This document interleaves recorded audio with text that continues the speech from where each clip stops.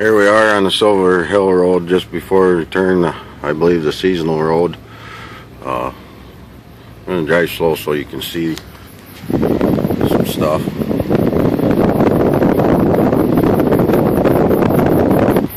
Here we go. Let's see.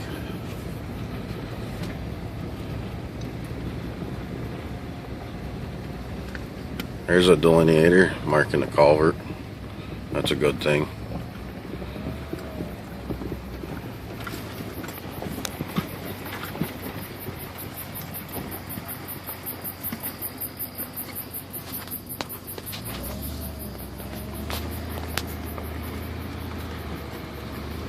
I believe this is a seasonal limited road, but there's no sign there, so I'm not sure. I don't believe in the past I used to snowmobile on this road and it was never plowed unless a logging operation was going on.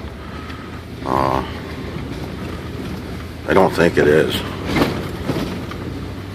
Some of the things I'm gonna tell you that I see on the way up through here too.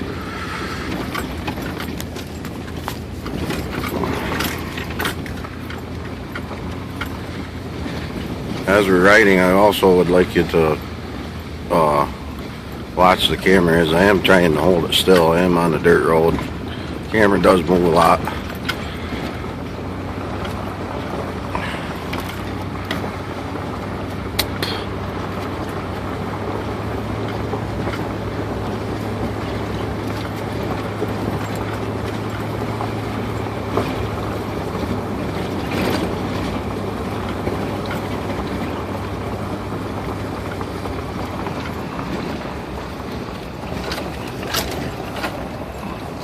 Here's some delineation. This is a state land sign. They even have reflective things on their signs right in the middle of the woods. Let's see here. Don't get bored in this video just because it's dark out. Let me show you the difference between high beam and low beam. There we go. Now you know why you get tickets for high beaming somebody when they're driving down the road and they not be able to see a sign. Might blind them. One thing I have noticed is these cars with blue headlights. I would like to know, they do blind you wicked, especially when it's rainy and foggy.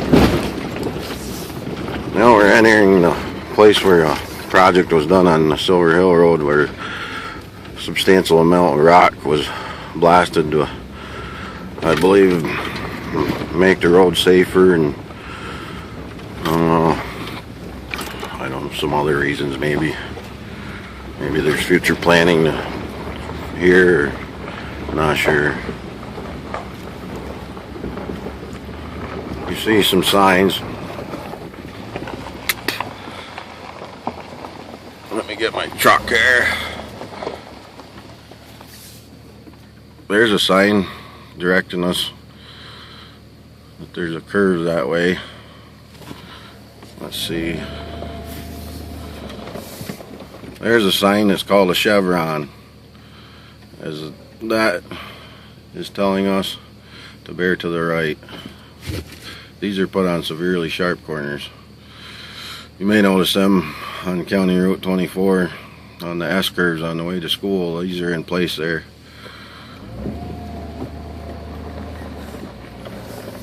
Here's some delineation. Wow, I like to see delineation. Some rocks have been placed along the bank to help protect from anybody going over the bank. I am a bit confused though. Here we go again. Here's a sign directing you towards the bridge.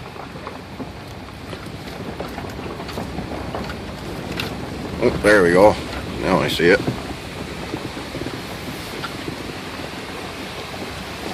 Here's the bridge.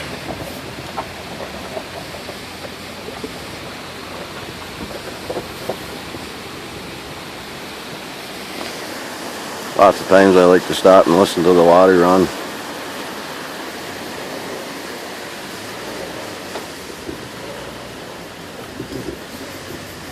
Somebody's up there. I hope they're not parking.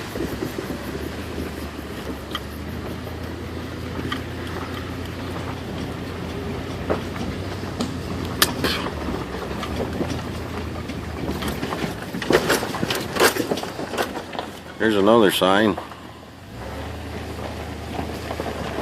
It says 1-lane bridge. Boy, there's a lot of signs right here, which I'm glad to see. This I do believe is a seasonal limited use road. Some of the roads I've showed you and been on, signs cannot even be seen and do not have good reflection. Yet much money has been spent on putting signs on this seasonal limited use road, which is a good thing. Could better planning have been used as to maybe switching signs that could be used on this road that is not a highly traveled road, or maybe highly traveled but does not have high rates of speed. As I do realize we progress, things do need to be put in place. Better management of the signs could allow for better placement of new sign purchases, whether a sign needs to be worked on, replaced, or switched. With good planning and know-how, I do believe could be done cost effectively. If you think I'm rambling on about stuff, I'm not. Simply stating that I am serious about this highway job. My daughter's kind of laughing at me though as I talk. I'm up.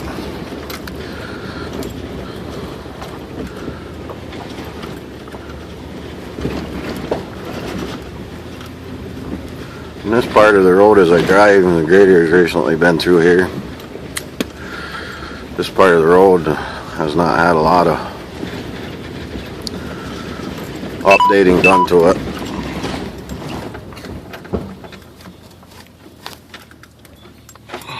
Does that stop it? No, let's keep going. Good. Keep talking. Oh. Here we are on the McCarthy Road and with a sign, telephone pole. It says warning, underground telephone cables in this vicinity. It says, before you dig, call toll free 1-800-962-7962. This is a very important thing.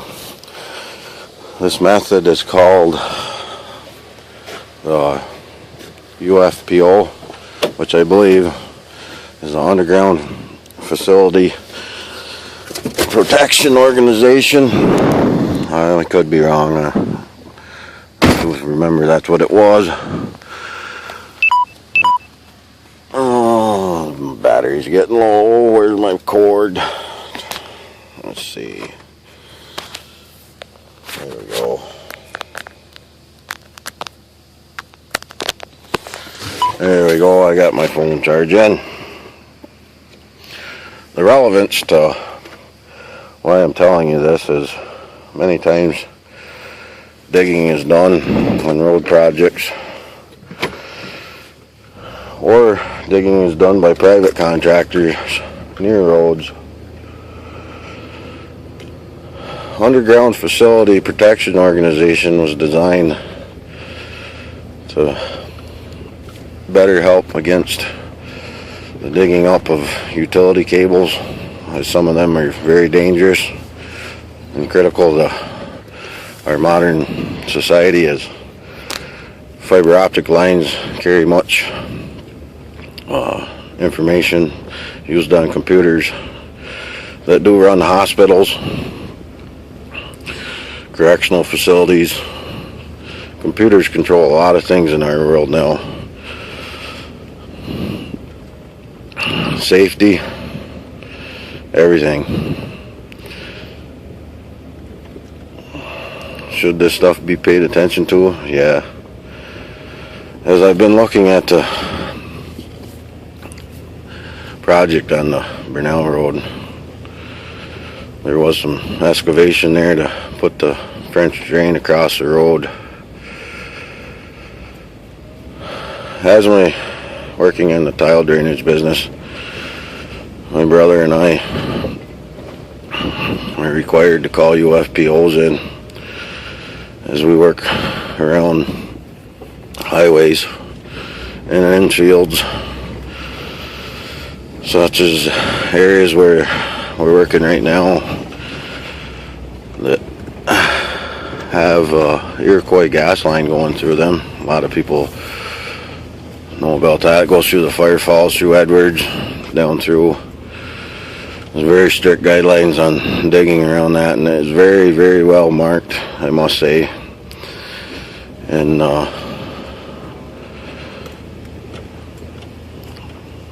they came right out as we had to dig over a 30-inch gas line that has extreme amounts of pressure, and if it was ever hit, I don't believe I'd be sitting here to tell you about it. It was very dangerous to work around that stuff. Getting back to the UFPO thing, you must call in advance to have areas marked out. This organization is very busy marking things. I would like to let people know that a UFPO only lasts for certain amounts of times. As companies work installing new utilities, things are changed, such as work orders pertaining to where utilities go and where they're put in. Many times projects are worked on without UFPOs being called in. Sometimes when a UFPO is called in, it is checked and there are no flags because there's nothing there. Working in the tile drainage business, you do receive phone calls when sections of road or areas that you're working around have been cleared. This means that they have been properly marked and investigated if they have not been marked. If they have not been marked and there's no flags, there should be nothing there. Good organization is needed in this process, as phone calls have to be made so that you know that you are cleared even if there's no flags in that area.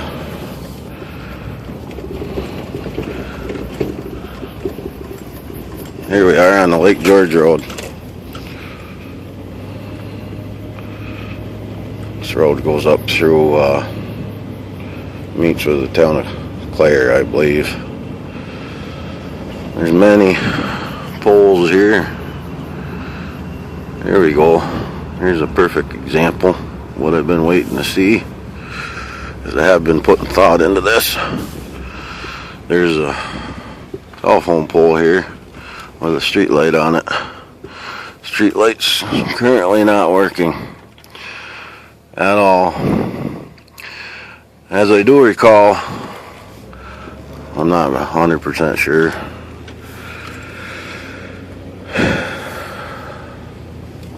in Oregon, areas where the street lights are, people that are provided with this service are charged on their taxes for this, for the usage of these street lights. That street light is out and not working.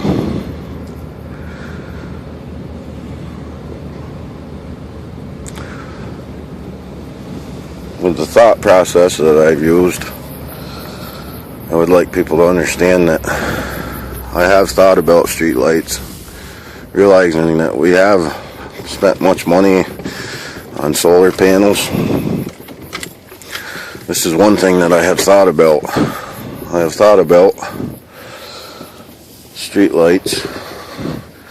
With seasonal daylight changes, I do believe that they are adjusted, but how much adjustment is made? Can there be more adjustment made to lower cost of electricity? I think there can be.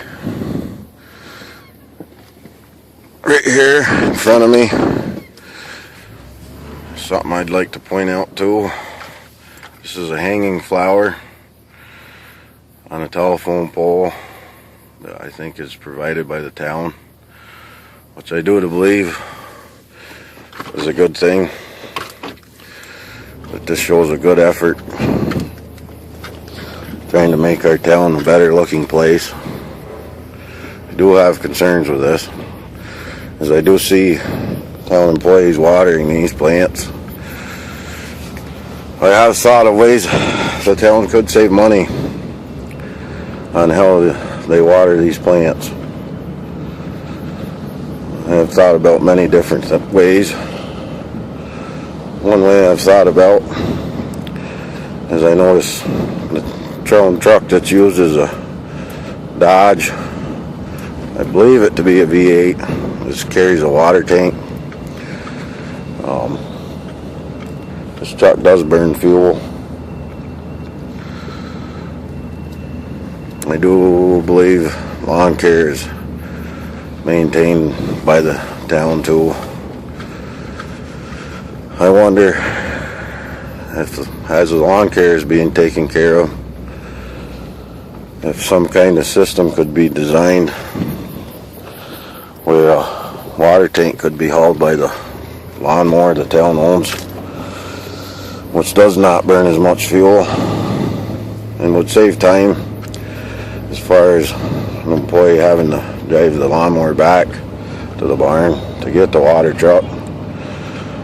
As he was mowing, he could progressively work his way around town watering with the lawnmower, which is a smaller vehicle and would be safer, as the truck does stop frequently alongside the road.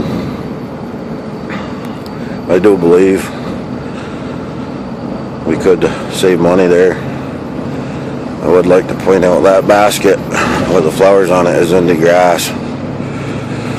That is a long way to travel to water flowers. I do believe there's a solution to this, to be able to save money by good planning and a good thought process. I'm going to take a break now as I'm driving down the road. I do realize the importance of safety, although I do pay close attention.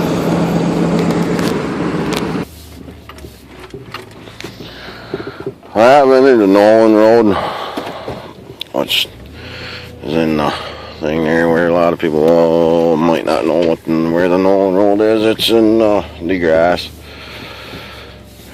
Right here is an example I want to give about maintenance of dirt roads and when they should and shouldn't be graded. I'm going to go around this corner and I want you to, I'm holding my phone steady, I want you to feel this and see what my vehicle does as I'm going around this corner.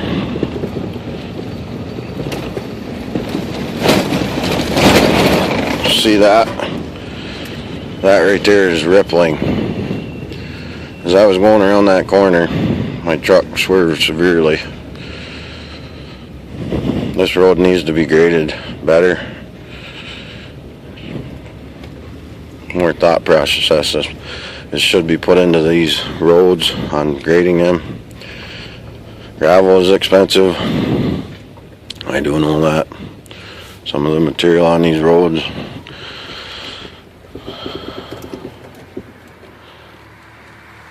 is very sandy due to plowing of these roads and sanding of them. Sand buildup does occur, which does mix with the gravel somewhat, but does cause significant problems with making gravel more unstable. I do believe could use a process that I have used as grader with windrow material into a windrow. I believe this material on these roads could be windrowed. I believe stone could be brought in, not gravel, crushed stone with minimal amount of fines in it can be brought in and spread using a grader to mix the windrow pile into the crushed stone with a process of rolling it over back and forth, which is done anyways as you're grading a road. I believe a good mixture of material could be used, where use of a material that is causing problems for a road could be used to fix it, which would save on gravel amounts, trucking.